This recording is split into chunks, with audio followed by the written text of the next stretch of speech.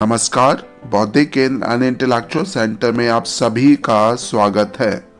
आज हम लोग यूपीएससी 2023 में पूछे गए एक इतिहास के प्रश्न के ऊपर विस्तृत चर्चा करेंगे।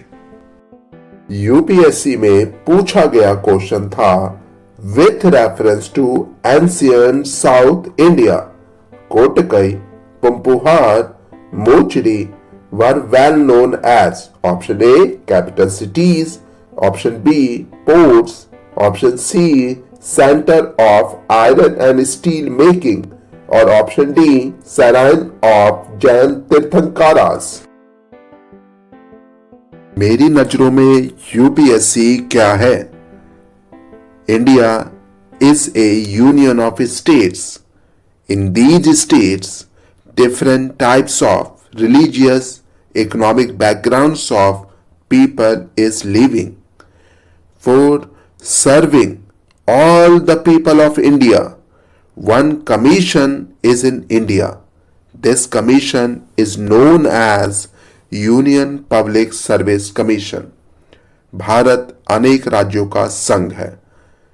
इस भारत देश में अलग अलग आर्थिक परिस्थितियों और अलग अलग धार्मिक भावनाओं को मानने वाले अलग अलग लोग निवास करते हैं।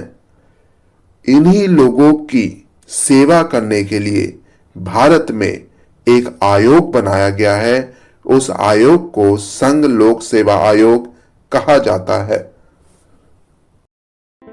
प्राचीन दक्षिण भारत के संदर्भ में कोरकई, पुम्पुहार और मोचरी किस रूप में सुविख्यात थे?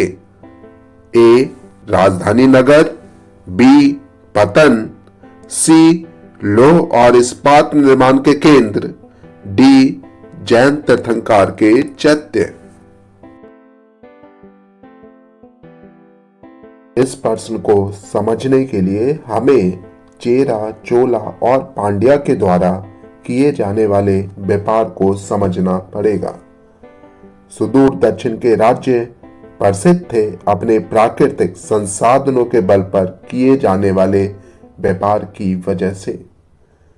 यहाँ के खेतों में विशेषकर गोल मिर्च उगाई जाती थी, जिसका यूरोपीय देशों में काफी मांग थी। यहाँ के जंगलों में पाए जाने वाले हाथियों के दांतों की भी रोमन साम्राज्य में काफी मांग थी। यहाँ के विशाल तटीय प्रदेशों के साथ विशाल समुद्र से बेशकीमती मोती प्राप्त किया जाता था। यहाँ के खानों से रत्न निकाले जाते थे। मलमल, रेशम के कपड़ों की काफी मांग थी दुनिया के बहुत सारे देशों में। सूती कपड़े के बारे में तो कहा जाता था कि यह कपड़ा सांप केचुल जैसा पतला होता था। चेरों, चोलों और पांड्यों ने मुजरिस अर्थात मोचरी, कोरकई और कावेरी बंदरगाह को अपने अधीन रखने के लिए हमेशा प्रयास करते रहे हैं। तामपन्नी या थमीराबरानी नदी पर स्थित बंदरगाह कोरकई रोमन साम्राज्य के साथ मोती के व्यापार के लिए बहुत ही ज्यादा प्रसिद्ध था। मानसूनी हवा का पता चलने के बाद रोमन और भारत के दक्षिणी राज्यों के साथ व्यापारों में काफी वृद्धि इन्हीं बंदरगाहों की वजह से हुई। उरेयूर जहां अपने सूती कपड़ा के लिए प्रसिद्ध था, वहीं पे मदुरै दक्षिण भारत का सबसे महत्वपूर्ण सांस्कृतिक केंद्र के रूप में विकसित हो चुका था।